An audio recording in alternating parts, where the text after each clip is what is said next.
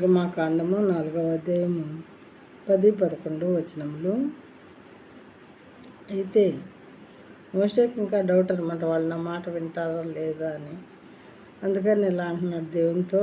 అప్పుడు మోషే, ప్రభువా, ఇంతకు మునుపైనను నీవు నీ దాసునితో మాట్లాడినప్పటి నుండి అయినను నేను మాట నేర్పరిని కాను.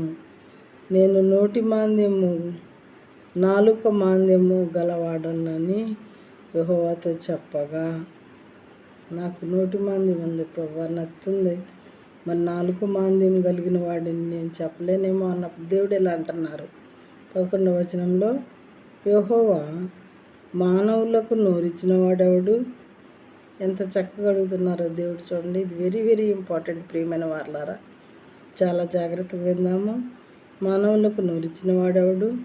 మగవాణినే కానీ, చెవిటివాణినే కానీ, దృష్టి గలవాణినే కానీ, గుడ్డివాణినే కానీ పుట్టించిన వాడెవడు?